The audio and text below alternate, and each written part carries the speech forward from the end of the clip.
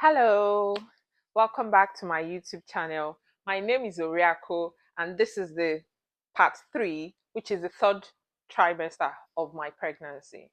Yes, so it's obvious that I'm no longer pregnant, and yeah, I would have loved to record this third trimester while during the third trimester, but I gave birth earlier than planned, and I couldn't make the video.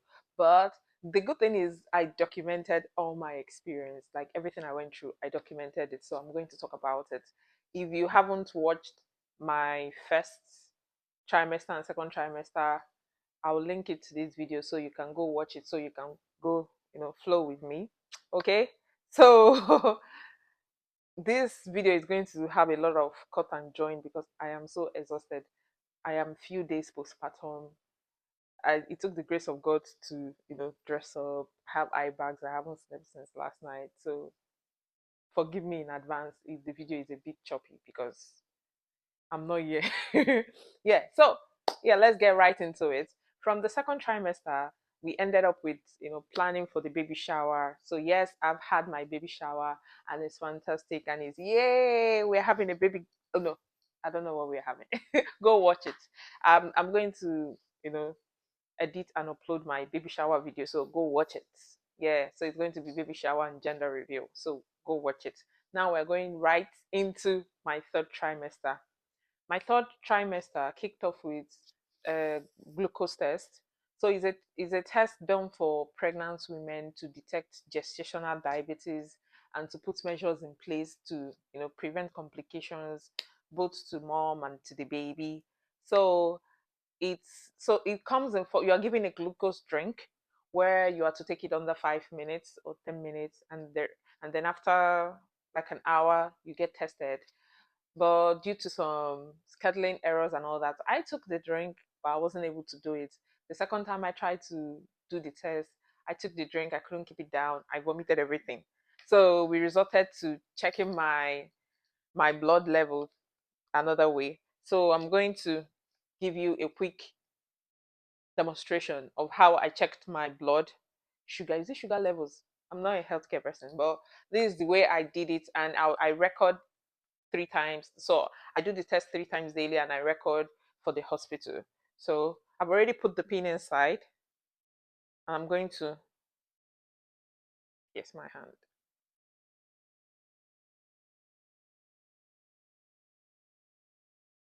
Oh, okay. So can you see the blood? Okay. So once the blood comes out, I bring out this. Okay, and then I put it like this.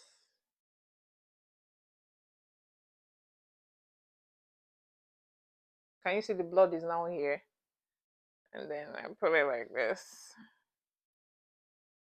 Oh, I put it into this. Oof. Okay, I was meant to slot it in before I put it. I put this blood stuff inside, but I'm not going to prick my hand again. So you get the drift. So you prick your hand and then test it like this, and then it shows you the number. So I just did that 3 times every day and documented for the hospital. That was a whole lot of pricking my hand. It was stressful, but really that was it. When I took the results, like all the stuff I wrote down, and I took it to the hospital, they were like, "Oh, you don't have gestational diabetes. Everything is fine. Everything is good." I think that was it. I guess that's it for glucose. The glucose test. I know online a lot of people say, "Oh, it's such a." I know online a lot of people make glucose tests feel like a big deal. Honestly, it's not a big deal. It tastes like water with a lot of sugar. I was really super nauseous that day and I vomited everything. But otherwise, it just tastes like water without sugar. Maybe like Sprite, but with a lot of sugar. So if you can take that, it's no big deal.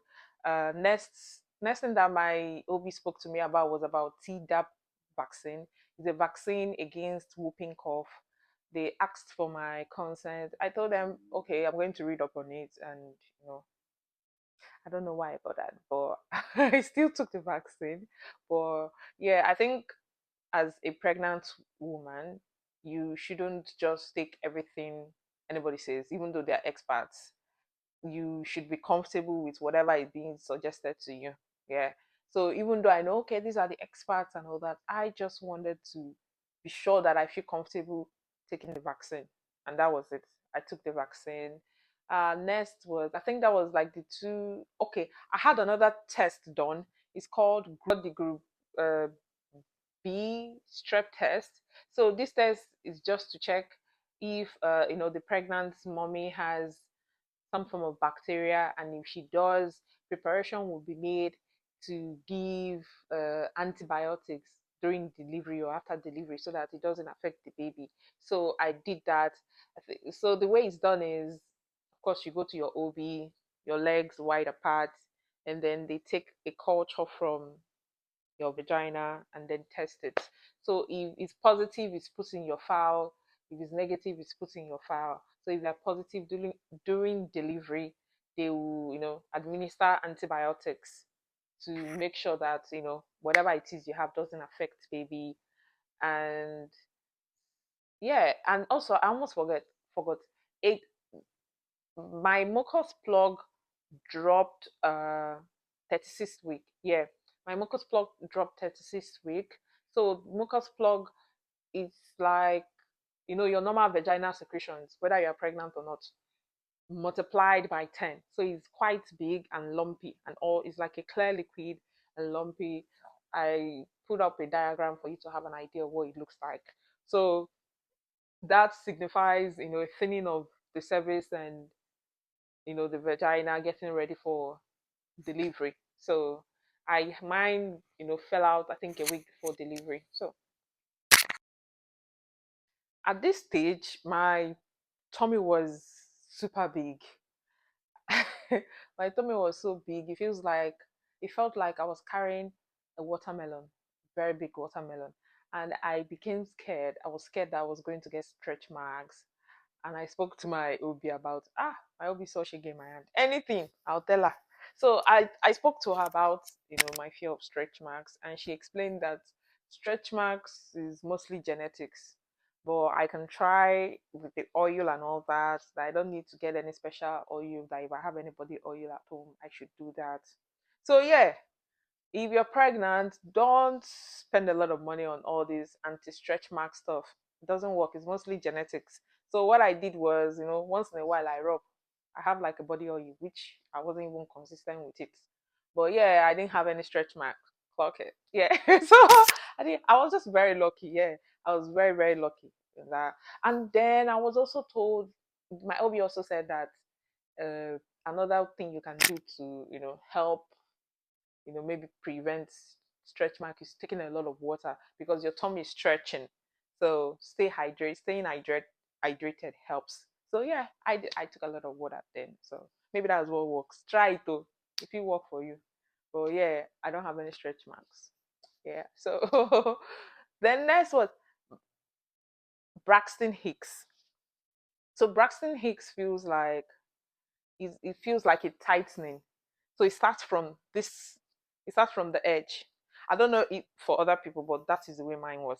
Mine starts is like tightening from this corner, and it's coming towards, it's like increasing, and it's coming towards the center of my tummy. That's the way it keeps coming. And I noticed that when I move around or stand up, change my position, the I won't call it pain, but is obviously not comfortable. I don't feel comfortable when I get Braxton Hicks, but it's not a pain. Yeah, it doesn't really hurt. So it doesn't hurt. Yeah, it's just that feeling of discomfort, and then when you move around, it stops. Then the baby, even though baby barely kick, because like I said, in my second trimester, I had an anterior placenta, so most times I don't feel baby kick. But I noticed that when I do feel the kick, they are so strong. The kick is so strong and intense, and it takes me aback all the time. And my husband will ask, Madam, have you forgotten you're pregnant? I'm like, it still feels weird because I can just be talking like this, and then I feel this kick like this. And I'm like, what the hell? What is going on? And there was a time that still in this third trimester, I went up to 12 hours and I didn't feel the baby kick. And I was worried, I won't lie, because usually they told me, oh, you don't feel baby. But most times when I eat, I feel baby kick. So I was a bit worried. And then we went in just to be sure, just to be on the safe side. And fortunately, everything was okay. So that's a good thing, which leads me to the next thing I want to talk about: anxiety. Jesus Christ. I don't know whether it's me that is a softie or an emotionally sensitive person, or but honestly, I was almost an emotional wreck. I had these mood swings. Today I'm all about, oh yeah, I'm happy I'm pregnant. The next day I'm like, what the hell? Like, what is this? And I had this pepper body.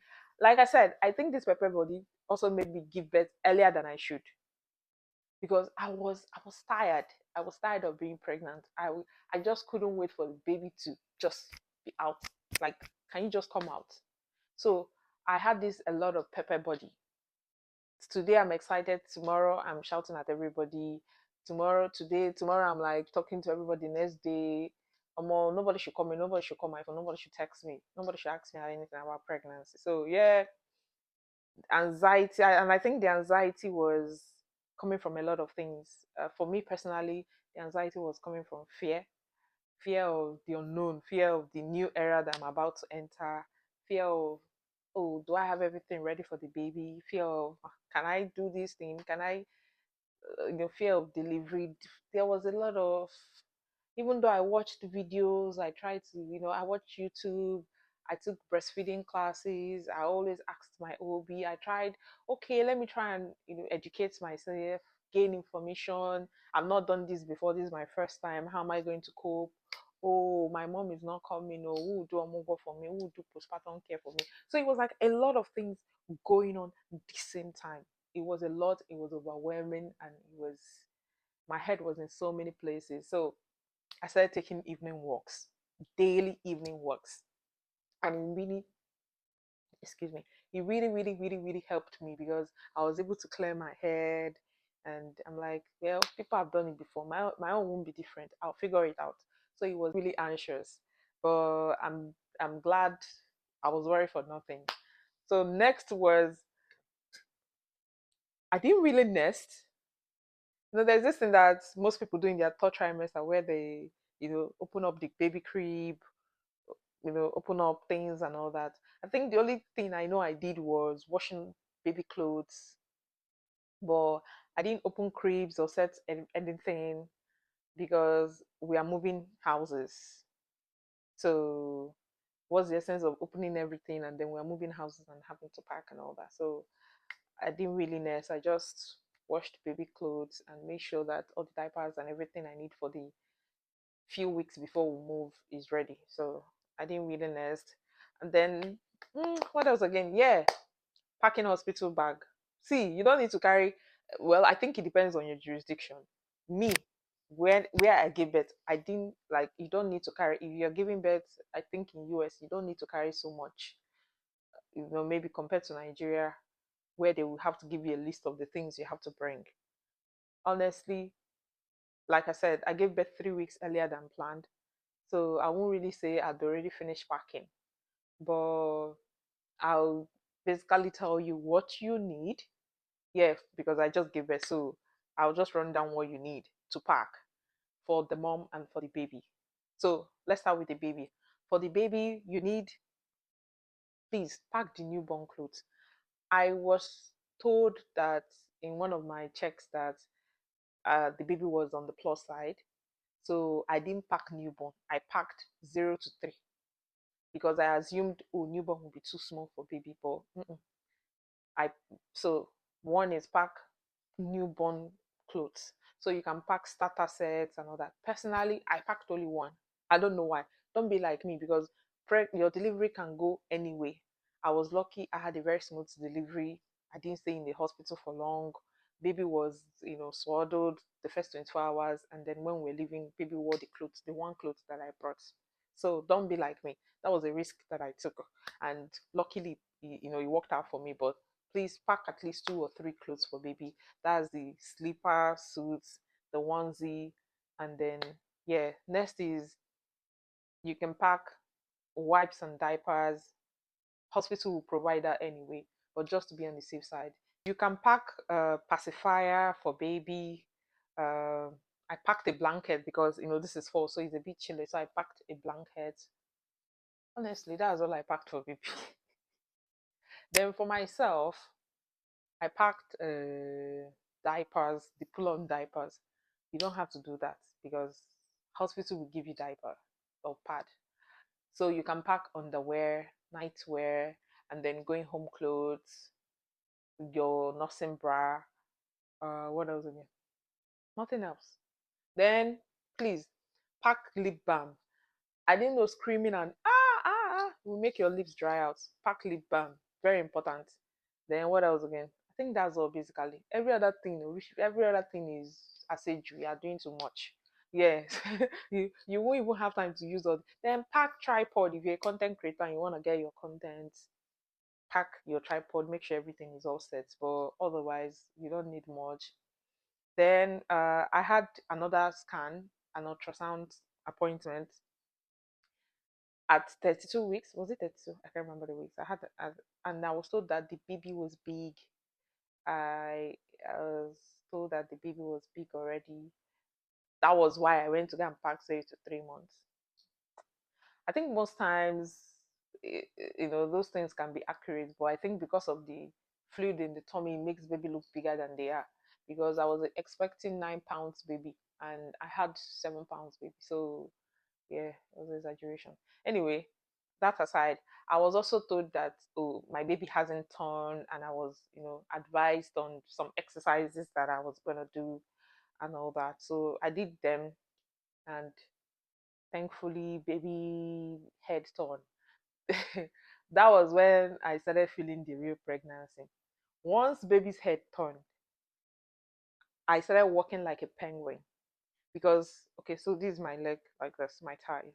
So it felt as if baby was in the middle. The baby's head was in the middle. I felt this pain at the like is this cervix, abi vagina hole? I don't know how to describe it, but it felt as if the baby was going to fall out of me when I was walking. Yeah, that's the way it feels like. That as I'm walking or taking a walk, that I'm going to, the baby was going to fall off. So it wasn't painful. It was just uncomfortable. Then I had this back pain, this intense, excruciating back pain. It comes and goes, it comes and goes. And I'll take Tylenol, I'll take muscle relaxant. But this time around, there was this one that happened that I took everything and the pain just couldn't go away. For 48 hours, the pain couldn't go away. I was in tears. We had to, if you check this video I'm showing you right now, you could see that I was in tears. I was crying. I was scared. I thought maybe I was having a miscarriage. I was so scared. When we rushed to the ER, they were like, "Is there any blood?" I was What like, would you "No blood, say 0 to nothing." 10 that So your they had pain to is? do check. 8 going They to the even thought right. maybe I was in labor. So, they plugged me in and all that. They realized, okay, you're actually contracting, you know, but this is not active labor. They checked to see if I was dilated, and I was just 1 cm dilated. So the way they check is the doctor comes, your leg is in butterfly position like this. I don't know whether you can. So your leg is in, and you're laying back. So the doctor will wear, oh, shit. So the doctor will wear, gloves and put their fingers inside to check, the dilation. So they were like, "You're just 1 cm dilated. The pain is there. We understand." But so yeah, I stayed for like 5 hours in the hospital before going home. Yeah. Aside that, I said I was taking walk to help. At this stage, I couldn't take walk again. Like when I got to the 35th week, I couldn't take walks again. So it wasn't as if I couldn't take walk per se, but I couldn't walk the distance I usually walk. So at times my husband will walk with me. We do like maybe 5 minutes and then I sit down and then we walk again, you know. So that was it. But I noticed eventually I stopped totally. I think by the the next week, that was the 36th week. That was when I stopped, you know. Yeah, and I started preparing for labor, and I basically watched what other people did online. All this raspberry tea concoction with pineapple drink, what else? Squats and exercises. So what I did mostly, I couldn't do walks again because, like I said, I was tired. I tried the raspberry tea. That raspberry tea is not sweet. It's not sweet, Conco. It's not sweet. It's I did maybe 3 times. I wasn't even consistent. I only took it 3 times, and I was like, I beg, if the baby wants to come, the baby should come. It's not up to me to induce the baby. I know I did a lot of stretches because I need my hips, my waist, I need down there to be flexible, because we're about to go on a big, intense battle. So I needed that place to be flexible. So I know I did a lot of stretches. I tried to do squats, but squats was a bit hard because of the baby's weight when I tried to go down and up. But I won't really say it's worked. I don't know if that worked, if the raspberry tea and the exercises worked, because I gave birth a week later. I can't really say it worked. You can say it worked, but I don't know. I wasn't consistent, so I can't really say it worked or not. I also asked. Oh, my OB also said that sex can induce that. That's if you're able to do that, because the last thing on your mind that time will be sex, and that place hot. So I doubt you'll be able to get anything done. But most people says they say it works. So try your best and see if that will work for you. But that's it. I know at this point I sound like a broken clock, but honestly, pain. Oh my goodness, because of the size of the tummy and the pressure on my what's this thing called again? My brain is not computing. But yeah, because of the pressure down there, I was paying every 5 minutes. It wasn't funny. I considered sleeping in the toilet because it was no use sleeping on the bed. I considered getting diapers that I wear all night. It was that bad because it felt like I was sleeping I was peeing every minute. It was ridiculous. So that was a very very whatever. Then still on the issue of getting things ready for baby that I tried to discuss in the second trimester. I didn't really go deep into it, so I'll try it now and go deep into it. Getting things ready, I know as a new mom, if first time mom, it can be a lot. There are like lots of things that everybody's advising you to get or not to get, and because you've not done this before, you get confused, and you rather play it safe. Oh, I rather get this and baby doesn't use it. So let me tell you from my own experience, you don't really need much. Of course, there are basics that you can't do without, but at the end of the day, you don't really need much. I'm going to, kind of upload in this video like the things that I put in my baby registry so that you know the important things aside from, the diapers, the wipes, baby crib and all that. So that you just get those ones and then the other ones are more like good to have. So that I don't get caught by over consumerism and trying to end up getting things that you don't even need. All right, okay. So I'm going to upload it, but so far, like I said, you don't need much. You just need the basics. Every other thing is fancy Instagram shenanigans. But yeah, I'm going to upload it. So once you've gotten things ready and for baby and all that, next is to have a bet plan, how you want your delivery to go. I'll try and upload a screenshot of what my nurse gave me, like a template of a bet plan. My bet plan had, only my husband was going to be in the delivery room. I didn't want epidural. I didn't want loud music. You know, basically how you want your delivery to go, the people you want in the room with you, how you want it done. Do you want the nurse to encourage you? Are you somebody that you get pissed when people encourage? Just basically, it's tailored towards you, how you want your bet plan to go. I know things. You Mine was, I think, it's good to plan. Obviously, things can go south in the process, but it's good that the healthcare providers have an idea of what you prefer. And it's also good to let your partner, your husband or whoever, to know what you want, so that when in the heat of moment they can remind you, or also tell the healthcare provider, no, my wife prefers it this way, my wife would rather this done this way. It goes a long way. You guys are in sync. So that if you're somebody that you don't like certain things done, that there are people that they hold their husband's neck, their peace, so you need that environment, the battlefield, you need it prepared, manage, control the way you know your personality. Okay, like me, I don't like so many people talking the same time. I don't want the nurse trying to encourage me, or my husband. I get pissed off. So something like that is something I'll put. Oh, okay. I'll tell my husband, please don't talk. Let the nurse be the one to encourage me. Let the nurse be the one to help me pace myself. That's it. So that way you guys are in sync for a more seamless, drama free experience. Okay. So lest I forget, you need to, this is the time to plan for your postpartum care. You know your circumstances and situation best. So make plans for it.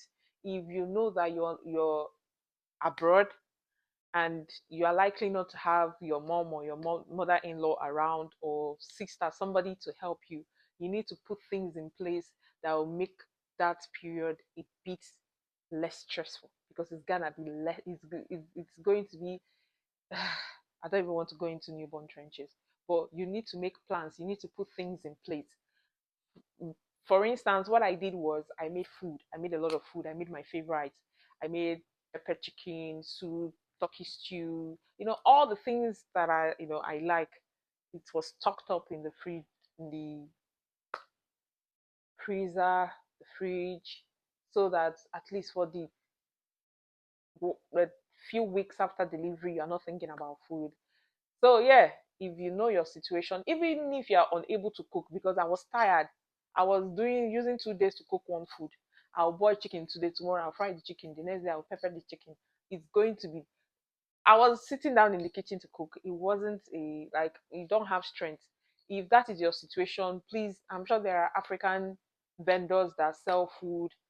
Make sure you have food ready and set for you, please, because the last thing you need is dealing with a crying baby and you're craving stew. You can't have it. Or you're craving certain things and that is not available because of your situation. So please and please and please make plans for that. That aside, before I round up, I'll have to say you have to be strong. You have to get this place strong. Even if you are not, fake it. Me, I wasn't strong, I was scared and I faked it. So please, please, please, you need this place strong. I've always been of the, I've always wanted, oh, I was gonna have vagina birth, no epidural, no. I was singing it like a song. It was in my head. I was like, Chisom, we're going to get this done. We're going to. I know there are situations where, in a bid to save the mom or the child, CS is done, this is done. But before you get to that stage, have a plan first, have a mindset. Let your mindset be tailored towards, I'm going to get this done a certain way. This is how I want my delivery to go. This is how you're entering a battlefield, and it's help. Even if you don't fake it, please, for your own sake, you need to believe I'm strong. What is there? Other people have done it. Why should my own be different? I'm going to go there, I'm going to deliver, it's going to be seamless. You need to, because honestly, there's this mind fuck that comes when you are at the tail end of things. You are tired, you're like, I can't do this, I don't think I can do this. Oh my goodness, where is this baby going to come out? This small hole? Hey, Jesus Christ. Oh, hey. You panic.